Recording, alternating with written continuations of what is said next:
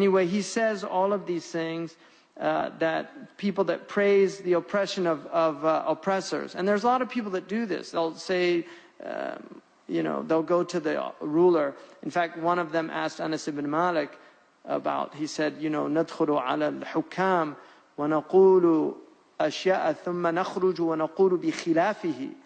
We go into the rulers and we say things, but then when we come out, we say the opposite. And Anas said, كُنَّا نُعِدُّهُمْ مِنَ النِّفَاقِ. We used to consider that hypocrisy at the time of the Sahaba. So going into the ruler, طال عمرك, ما شاء الله عليك, شعب راضي, ما شاء الله عظيم, تاريخ سيذكرك, And this is the thing that, and they wanted, they loved to hear those things, telling them how wonderful they are. So it's not good to go in and just start dissing them either. I mean, that's not a wise thing to do. But to give them nasiha, that's the role of the ulama. Tradition is to go in, and you should do it by, there's a beautiful story of Yusuf ibn Abd Salam, when he was with one of the rulers who was wearing silk. And he asked him, how much was that? How much did you pay for that? And he said, so much. He said, I noticed your servants had the same silk. He said, yes. And he said, I think it would be better to distinguish yourself from the servants. There's a really nice fine cotton that's more expensive than that. And then he said, and then also you'll get out of the prohibition of the see, he didn't come in and say, haram, la yajuz, anta fasiq. He said it in a way where the guy could actually hear what he had to say.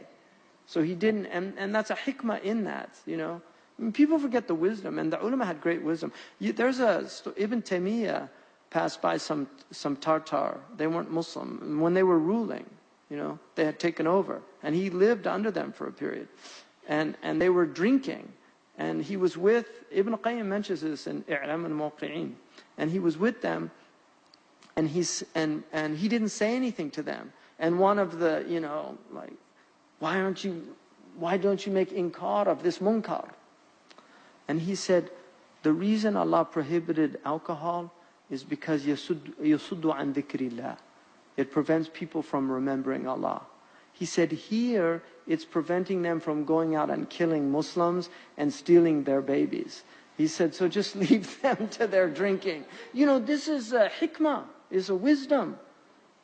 That, and another time, same situation, he saw some Muslims playing chess.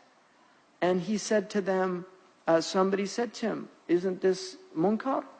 And he said, it's better they do that than that they backbite. So just leave them doing that. And this is a recognition of the maqamats. And there's one of the most beautiful books that I've ever read in my entire reading.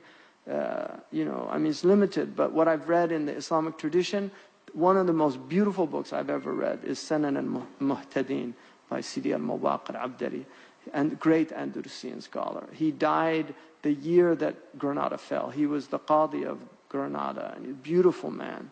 And in fact, it's mentioned one of his miracles, because we talked about the karamat the other day. One of his miracles was when Granada fell, the representative of Isabella wanted to see the Muslim scholars. And he asked who was their greatest scholar. And they said it was Sidi al-Mawaq.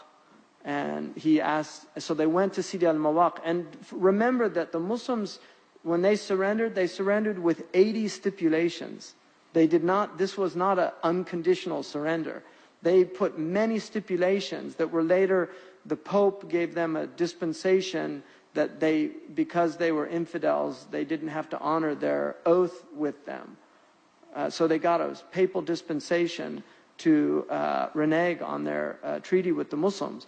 But their mosques were to be protected, their schools were to be protected, their scholars were to be protected. So they stipulated all these things, Bu Abdillah, when they surrendered the city.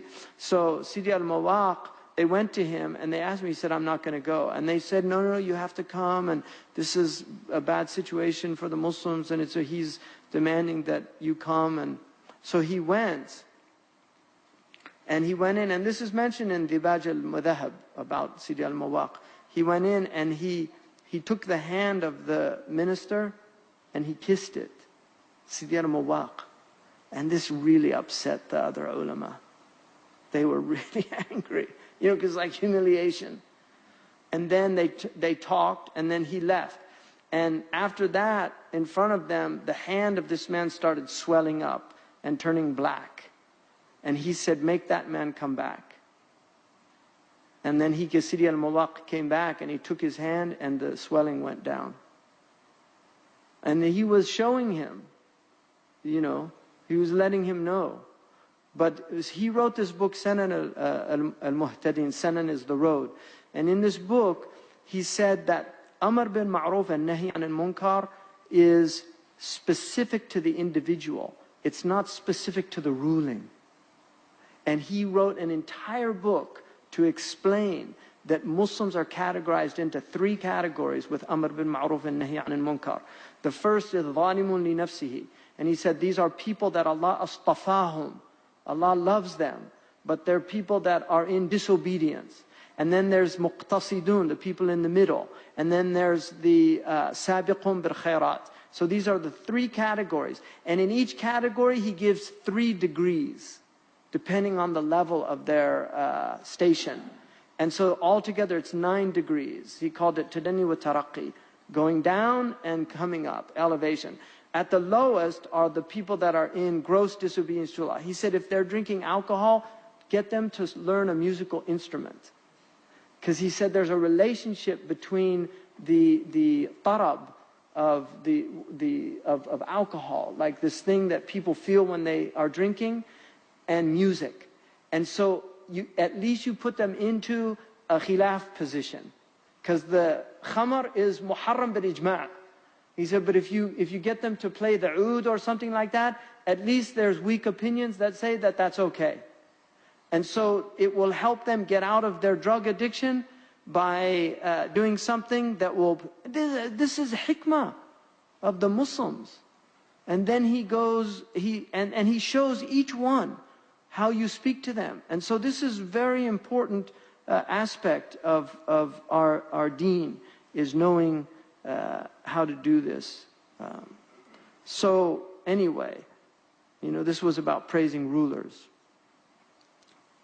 There's another famous, one of the great Maliki Qadis of Baghdad, and this is mentioned also in Dibaj al-Mudhahab, that Ibn Farahun wrote a book of the Tabaqat of the Malikis, and Ahmed Baba Timbukti did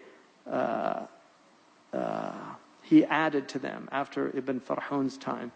But one of the great Qadis, a Maliki Qadi of Baghdad, there was a Christian minister, and when he came in, he was a Christian minister under the Abbasids. When he came into his majlis to visit, there were all these ulama. The Muslim scholar got up and stood up for him and went and greeted him and honored him. And some of the ulama were upset because the Muslims living in a time, they had the power, and they're like, why are you getting up and honoring him? But he said, no, this is fiqh. He said, this is a man who's in charge of the affairs of the Muslims.